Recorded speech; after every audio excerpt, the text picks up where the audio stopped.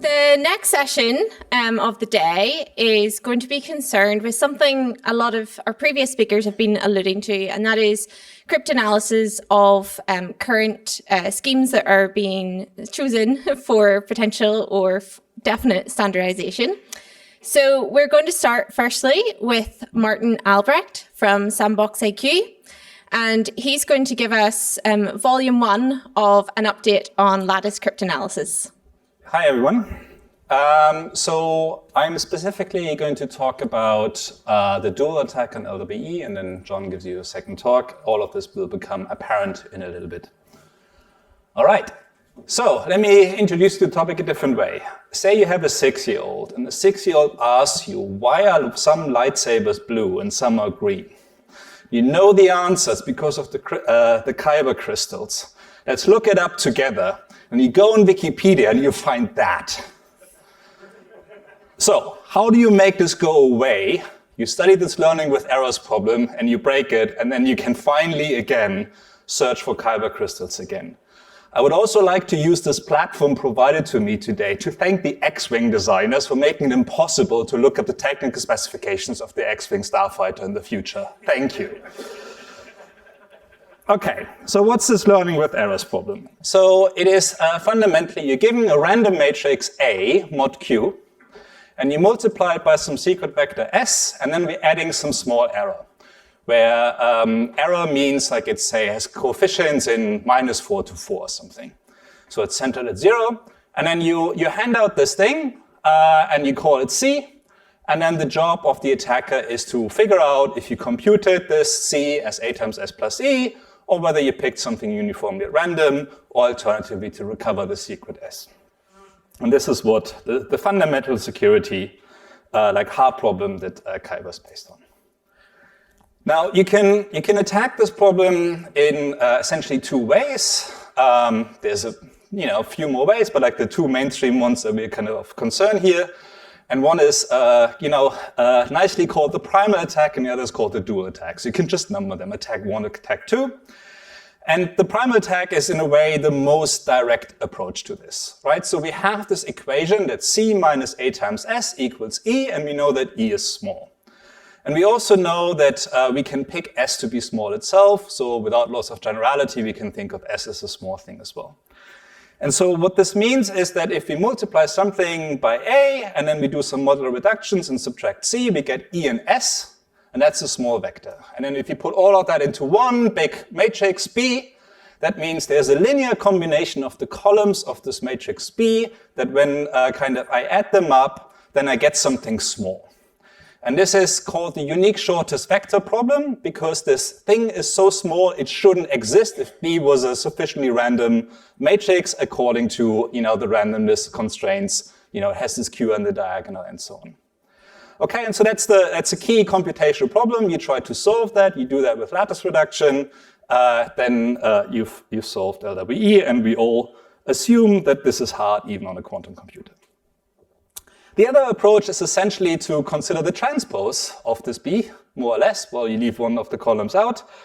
So the key idea of this attack, again, we have this equation of C is this A times S plus E. And now let's say I give you a short vector, so a vector with small entries, and I multiply it by A, and then I get also short vectors out. I call these V. Say I give you some magical thing that outputs these vectors that have this property. And if I now trace what happens when I multiply these guys by C, then something very different happens whether I have a real LWE sample, so C is actually A times S plus E, or if I have something uniformly random. So if I multiply it by A times S plus E, then I'm, by definition, U times A gives me something small, which is V. So that is now multiplied by my small thing S. And then I'm also have by U left over, and I multiply by E, that's also small. So I have the product of 2 small things, and then that stays small, and then the sum of these also stays small. So I get something that is not a uniform value mod Q. And in the other case, I'm multiplying something small by something uniform, it will remain uniform. So if I have then do that many times, and I can distinguish, well, I get all the time something small here, I get something uniform on the other side, so I guess I have an LWE instance here. And so this is essentially solving the approx SVB problem, where we set up a slightly different matrix B, where you can see I take the transpose of A, and then I try to find short vectors in this lattice, because that means finding these U and V vectors. And we can recover this, and that's going to be crucial for this talk, is we can recover this attack, which is a distinguishing attack, right? It decides if C is uniform or not. We can extend this to an attack that actually recovers S. And what we do is we essentially make a guess for the coordinates of S, and then we see if the thing afterwards looks uniform or not. If we guess correctly, it's a smaller LWE instance. If we didn't guess correctly, then we hope this looks kind of uniform. And the reason why we are here, why I'm giving this talk, I have this platform to call out the X-Wing designers for what they are, enemies of Star Wars, is because there's a gap now, right? So NIST asked for something in the ballpark of 243 classical gates of security for category 1. And if you use some random Python script off the internet that tells you kind of how long it takes to break LWE, for Kyber 512 these days, then you get a number that is smaller than 143. Right, so that's, I get to give a whole talk about that difference. Okay, the second thing that I want to talk about is there's a new class of attacks emerging in the literature called machine learning-based attacks on LWE. And I want to briefly talk about those and what's happening there. And turns out the dual attack that we've just mentioned will be quite relevant. So what I'm doing here, I'm going to do in this part of the talk, I'm going to talk about the dual attack, because that seems to be the fastest now, according to the random Python script of the internet. And then I'll talk about these ML attacks. And spoiler alert, they will be related to this dual attack. And then John, who's talking right after, he will open the box of these underlying algorithms and talk to you about what costs really mean. All right, so this dual attack, is this idea of I find these short vectors U and V, and then I use those to distinguish, and I use those also to recover S. And an abridged history of this attack goes something like this. Then roughly 2005, there was actually a provable version of this attack that said we can use short vectors to distinguish lattice problems. And then around 2016, people noticed the shorter my pairs U and V are, the better I can distinguish. But actually, if I use a particular class of lattice algorithms called a sieve, if I press this button once, I don't just get one short vector out, I get an exponential number of vectors out. So it seems I get an exponentially better kind of result by just one button press, and I get the rest of the vectors for free. And then around the same time, somebody else kind of suggested, well, maybe we can actually guess multiple coordinates at the same time and speed up the entire process. And indeed, we can also reuse some of the results that we've done in order to compute these short vectors. Then 21, there was the idea to use an FFT in order to improve this distinguishing phase that we're using later. And then the thing that made quite big headlines is there was a work by Matsov in 22 that improved the attack using modulus switching.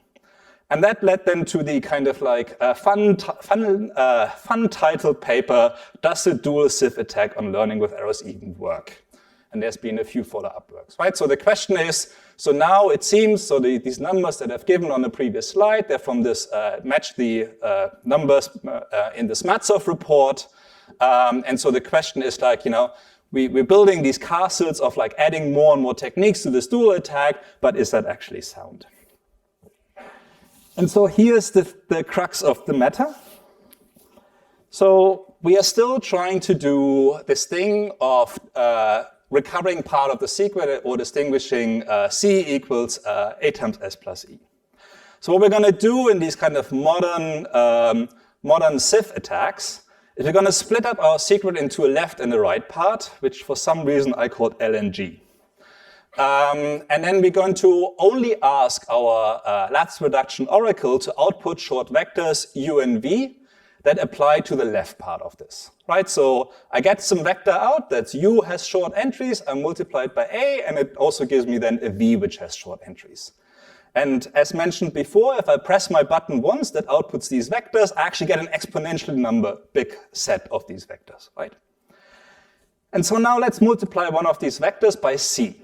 And then if you just expand kind of like what it means to split up your A into a left and a right part, what you end up with is exactly the thing that we had previously, except there's now this additional term, right? I'm multiplying my UI, but I still have this crap left over from this AG times SG. And the problem now is, so I need to get rid of that because that just makes my thing look big and uniform. And so like, this is the stuff I need to deal with. And this is where the hybrid nature comes in because now I start guessing secrets. Because if I guess this right part, this SG, then I can subtract it, right? So I can then subtract from this. My UI is something that I know. AG is also something that I know. And SG tilde is something that I've guessed. So I subtract that. And if I guess correctly, this whole thing goes to 0. And I'm good. If I didn't guess correctly, then I'm left over with something. And one way of analyzing that, if I didn't guess correctly, well, I get something non-zero, it's multiplied by some random matrix, this thing is gonna look uniform, isn't it? Right? So that's kind of roughly the reasoning of this attack. And so the idea is, if I guess correctly, I get a small value, so it confirms my guess. If I guessed incorrectly, then I get a uniform value. I have exponentially many trials, so like I can look at some distributions and can start distinguishing that. So I score my guesses by essentially kind of how small things are. Okay, so but there's a twist to this story, and the twist is that the success now depends on the geometry of a lattice, which is an object that I haven't even introduced here, because I wanted to keep this kind of brief. And so it is a lattice that is spanned by the outputs of this sieve, right? Which was this magical oracle where I press the button and out come exponentially many answers. And so, and now like whether we win or not, whether things are small or not, now depends on like how that thing behaves. What is this geometric structure? And a key point here is I'm now guessing many coordinates of my secret, right? So I'm now trying to win with my correct guess against all the wrong guesses in the world. In my guessing set, maybe not in the world, maybe just what I'm guessing. And winning means I'm closer to this lattice. What this paper kind of like, does the dual sieve attack even work? Well, it does. Like if you model that as uniformly random, then what can happen is just like by random chance, you have a guess that always gives you a better score than the correct score because it just happens to be closer to the lattice because of like how this geometry is set up. And so in that sense, you can never win because like a wrong guess will win against your correct guess. And so that means if you give given enough targets, then there will be one that is shorter to your closer to your solution than the correct one. And so you can't distinguish, you can't guess, the attack doesn't work. That's roughly the idea. And they've done then some follow-up work, the same authors, Leo and Ludo, where they kind of like model kind of like how this behaves kind of under these assumptions. So this also then motivated a different approach by two different authors, Marie and Yichin. And what they said, like, okay, so like this whole thing, like our analysis depends on these statistical assumptions, but we don't necessarily need to make these statistical assumptions, right? That things are like, this thing is going to be uniformly random, which of course is a statement about distribution. It's a statistical statement. And they're saying like, well, given that these things live in a particular lattice, we can actually argue about the geometry of this lattice, and we do not need to make statistical assumptions.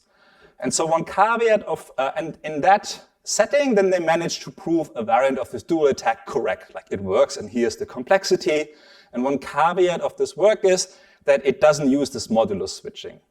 And what we have now is that their work succeeds in a regime that is outside of the contradictory regime of this prior work, but the assumptions in these two works are incomparable, so it's a bit difficult to kind of immediately conclude from that, well, I guess we nailed it.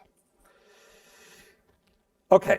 So we are more or less in a situation where we kind of some questions were raised, some questions needed to be raised about the validity of these attacks, but like more or less the situation we're in, that this is kind of like being cleaned up at the level of like, does the attack work? Does it, like, do you expect this behavior?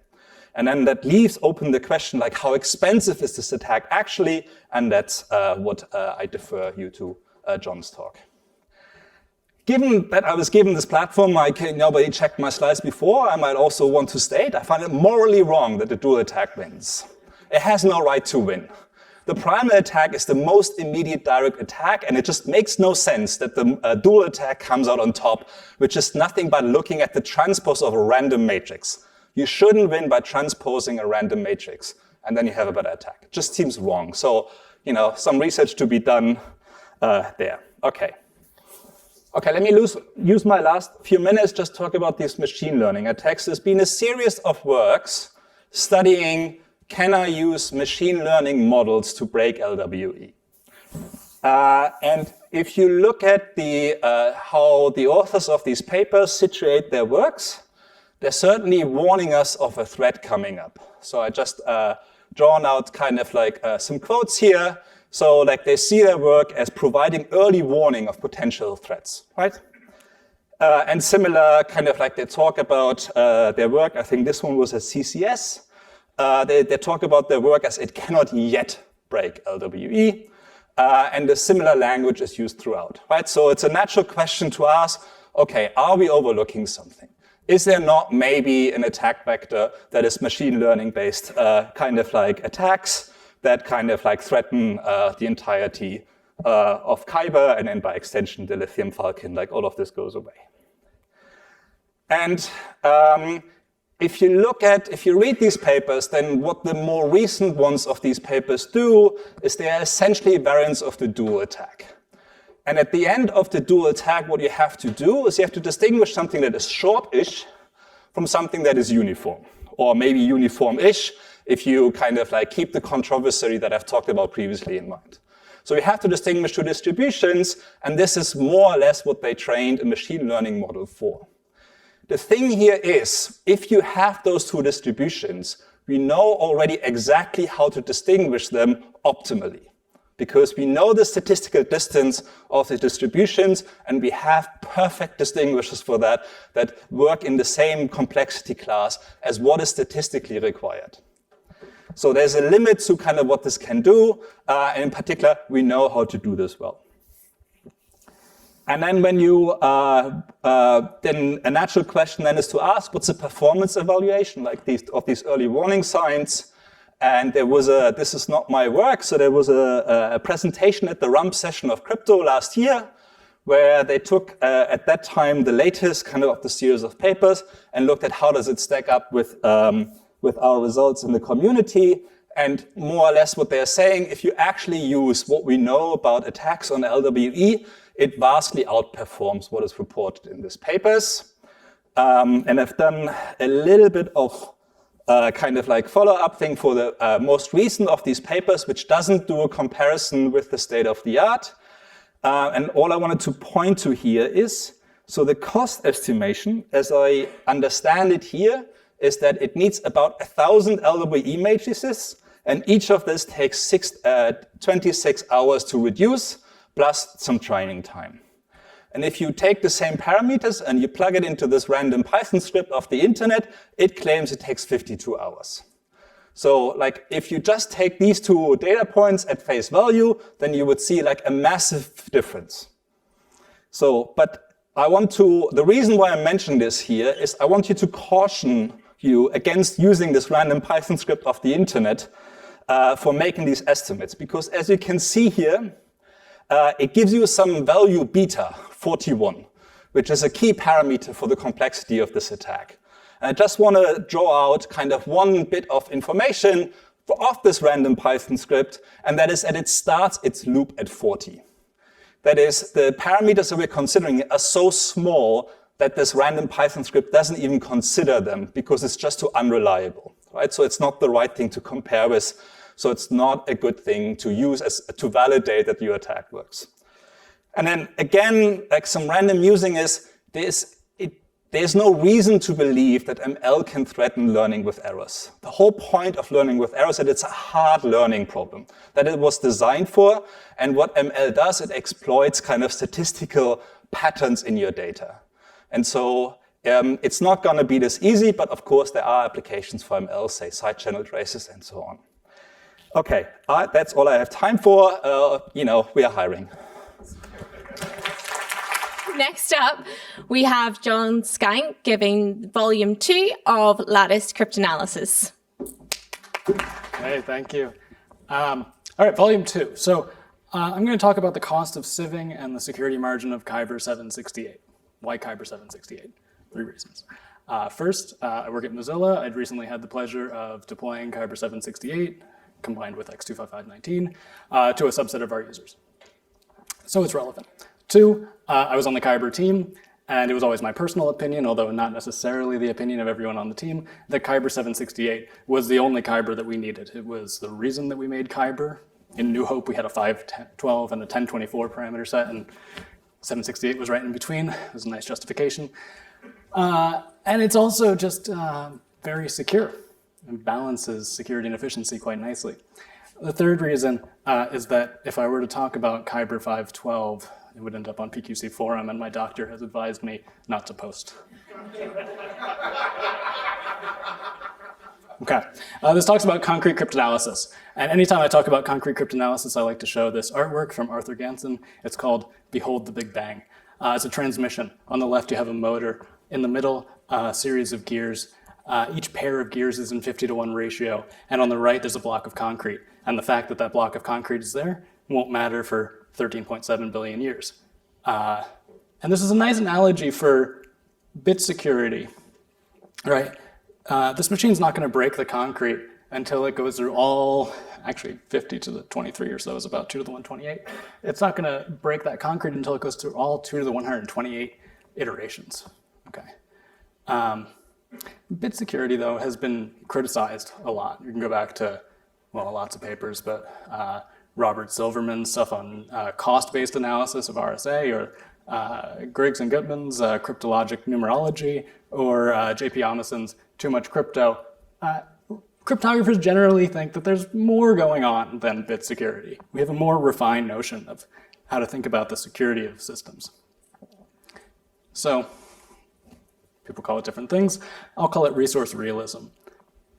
We recognize that attackers have constraints, right? They're constrained by things like chip area, the mass of the system that they can realistically build.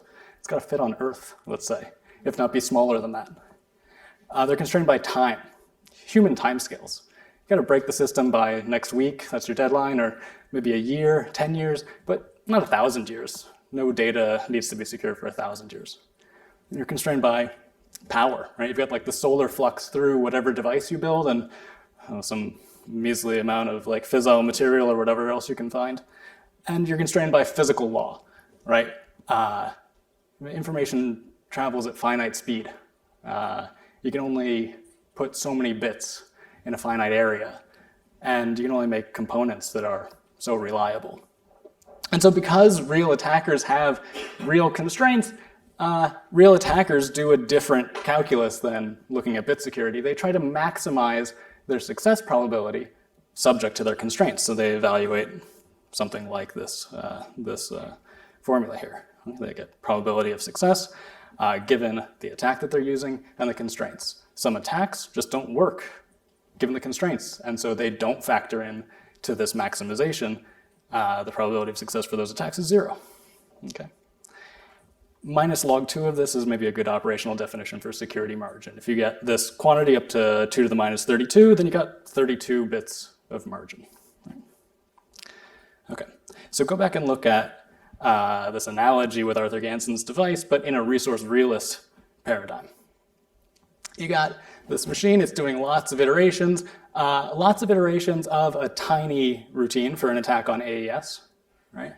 And as you go through, and maybe you're doing a single target chosen plaintext attack on AES, so you do a trial decryption with a known plaintext, you check if you got the right one for a guess of the key. You do a little bit of work. I have a laser pointer here. Little red line here, that's like one AES evaluation. Inside one AES evaluation, you don't accumulate any success probability, right? You gotta actually do a full guess and check step before you get success probability. But then afterwards, you get this nice linear scaling. I mean, this is log plotted, but it's linear. Linear scaling, every time you check a guess, you get to cross a key off your list. Okay. And so for a resource realist, the shape of this effort to success probability curve really matters. That's what determines security margin. relative to various adversaries with various constraints. The dual attack, as Martin just showed us, is significantly more complicated, but we can draw a similar picture. Okay, it still has a guess and check structure overall. Guessing step, you guess some coordinates of some secret vectors and then you check them. How do you check them? You use this FFT distinguisher that Martin just talked about. Inside the FFT distinguisher, you have to do lattice reduction. And so that's the next few steps here. BKZ beta, that's a lattice reduction algorithm. It's got a parameter beta. You tune that based on the overall attack that you're doing.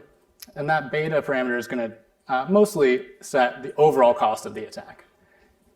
BKZ beta makes polynomially many calls to some solver for the shortest vector problem in dimension beta. And the best way that we know how to do that today is to do a sieving algorithm in a slightly smaller dimension. I'm sorry, I don't think you can read any of this, but I was trying to cite my sources. Okay, so what's the sieving algorithm? You have a big collection of lattice vectors, and you run a near neighbor search algorithm that looks for pairs of lattice vectors in that collection that are close to each other. You subtract the pairs, you get smaller vectors. If you have enough lattice vectors at that outermost layer, then the pairs, the number of pairs, close pairs that you find is about the same as what you started with, and you can just iterate this and find smaller and smaller vectors. Okay, almost all of the cost of the dual attack is in this innermost near neighbor search step. And if we run those dodgy scripts off the internet, for Kyber 768, we see that attack, the near neighbor search step, uses 2 to the 127 bits of memory, and it uses 2 to the 179 RAM operations. Okay, that's quite a lot. And obviously there's overhead, all these other parts of the attack. So 179 ends up blowing up to close to 200 by the time you factor all that in, but still most of the cost is inside near neighbor search. Okay, here's what I want to talk about. So these lattice attacks have poor effort to success probability scaling, and that gets worse when the attacker is memory constrained, and it gets even worse when we factor in data movement costs. So not just having memory, but actually using it. I'll close with some open problems in the analysis. Okay, so poor effort to success probability scaling. Simplifying my picture from before, near neighbor search is most of what we do, and then there's some overhead.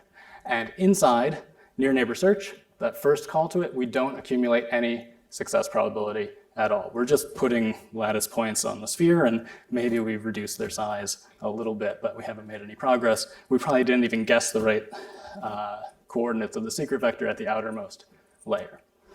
So for attackers who do less than 2 to the 179 operations, this attack does not improve their success probability over the baseline of just guessing, say, a single seed. Kyber public keys, private key pairs are generated from 256-bit seeds. So if your adversary is constrained to do less than 2 to the 179 operations, which is reasonable, it's not easy to do that many operations, they're not going to care about the dual attack. What they'll do is they'll just guess seeds, and they'll follow this lower dotted line instead. If you're working in the bit security paradigm, you see that Kyber gets 192-bit, Kyber 768 gets 192-bit security level, and then you think that it's going to follow this line. That's just not the case. Until you have adversaries that can do more than 2 to the 179 operations, and then yeah, the effort to success probability jumps up. Okay, so that's what I mean by lattice attacks on Kyber have poor effort to success probability scaling. And here's what I mean by it gets worse when the attacker is memory constrained.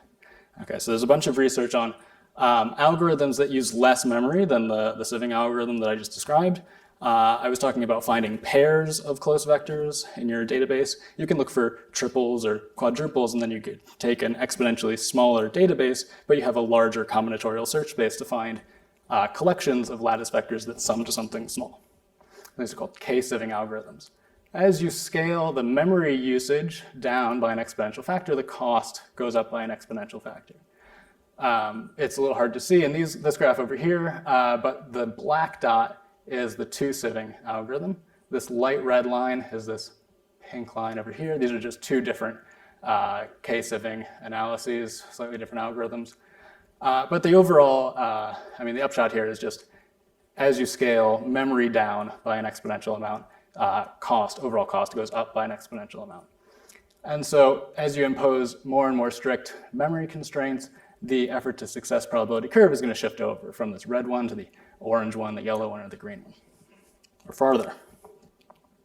For Kyber 768, just ballparking it, you're going to need a memory exponent of like 0.16, which brings you all the way over to here, and you need to do like 8 sievings, so looking at collections of like 8 vectors in your database at a time.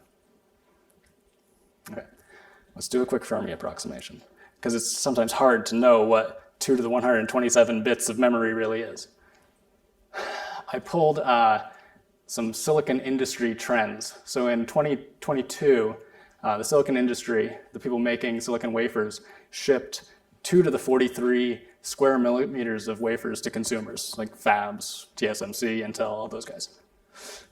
If you were to take 2 to the 43 square millimeters of silicon and fab 3D NAND, the kind of state-of-the-art for density memory that you see in 2 terabyte micro SD cards, you would get 2 to the 77 bits of memory, which is pretty close to what I've seen for estimates of like the entire storage of the internet. It's in the tens of zettabytes level. So that's a lot of memory, but it's not close to the 2 to the 127 that we need just to begin to consider the two-sieving attack on Kyber.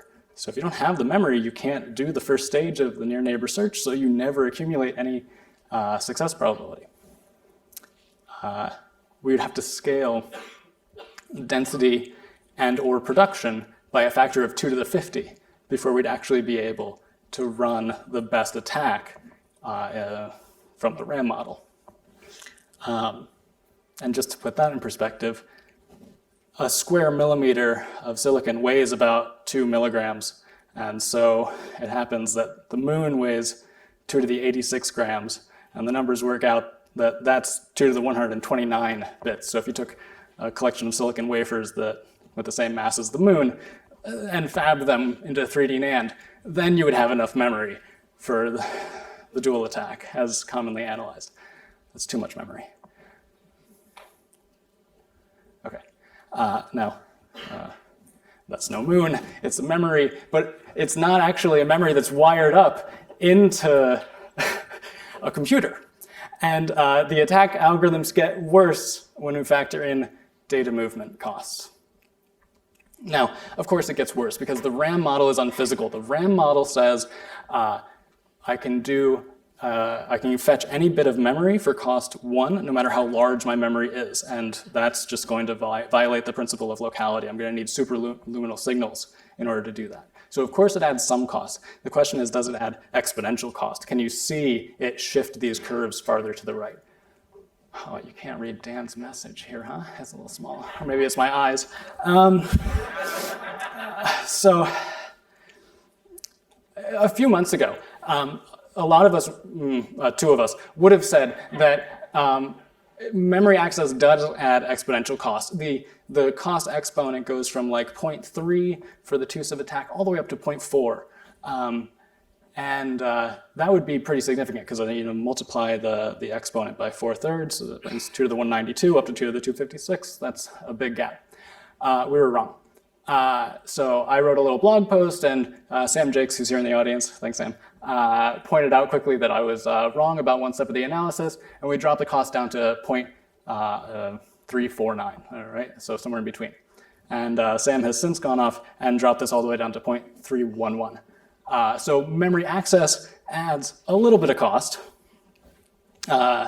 if you assume that your memory is embedded in the plane, which is a fairly reasonable assumption. Sam actually dropped it all the way down to the RAM model cost of 0.29 if you have a 3-dimensional memory.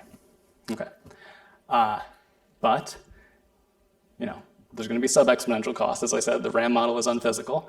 And then if you are using 2D mesh architectures, then Sam's analysis says that there is still a small exponential cost. You're going to get a few bits of security extra. Why would you use 2D mesh computers? Well, we fab chips in the plane, like this very fancy Cerebrus wafer scale engine 3, which is a dinner plate sized chip with 900,000 cores on it, and it has a mesh interconnect. We fab them in the plane. We put a bunch of power into them. We do the power on one side, and then you got to cool it, and you put cooling on the other side. And then you put it in a box, so you can rack it, and the computer's over here, and this is all cooling. Okay. So your integration density in the plane, very high. Lots of transistors real close together. Integration density this way, not very high. A couple meters in between transistors in that dimension. So computers are two-dimensional. Maybe we can overcome this, but it's a big topic. I don't think we're going to overcome it. It's reasonable to say that they're going to be two-dimensional.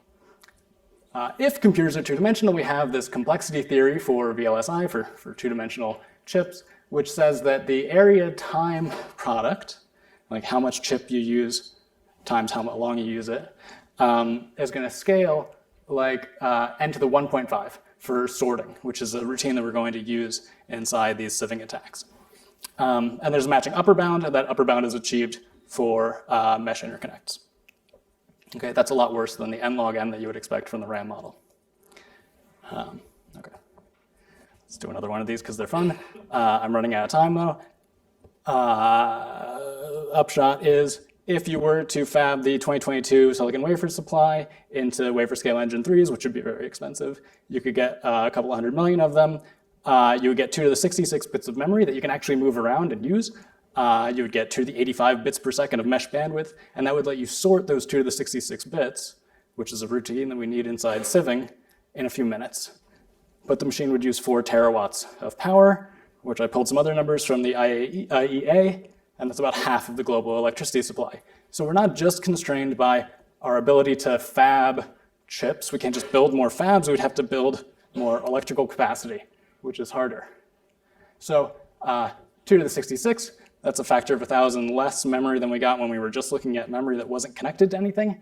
So now we're a factor of 2 to the 61 away from being able to run the 2-sieve, which we're all using when we talk about the bit security of Kyber 768. Okay, so I made it through that. I've got 50 seconds left. Open problems. Would be really great to reevaluate the FFT distinguisher with memory and interconnect constraints. And then in order to make all those graphs that I showed, I had little speculative labels on them and dashed lines. In order to remove those, we need non-asymptotic cost tables for these cases. We only really understand them asymptotically. And with that, we would be able to complete the sort of resource realist analysis of lattice attacks and ultimately understand what the best attack is for a reasonably constrained, like constraints that make sense, for an adversary that has constraints on them that make sense, right? It's probably something like guessing the seed that the key was generated from. Depending on the model, if you're allowing interaction with the party that has the private key, maybe it's a decryption failure attack, or maybe we need to go back and look more at combinatorial and hybrid attacks as well. Okay, so over time, but takeaways here are lattice attacks have poor effort to success scaling. 2-sieve memory is unobtainable. K-sieving reduces memory but adds exponential cost. So those are the algorithms that are actually going to be used by real attackers, so their costs are going up exponentially. Interconnect and chip area constraints add further cost, even if it's only sub-exponential. And with all this in mind, if you believe things like real attackers don't do more than, say, 2 to the 150-bit operations, then it's not unreasonable to think that Kyber actually behaves like a 256-bit cipher, Kyber 768. And if you're just, thinking about using Kyber 1024 because you want to match your security levels, well, maybe you don't have to do that. It's okay to use Kyber 768 to distribute keys that are going to be used for AES 256. Okay, that's it.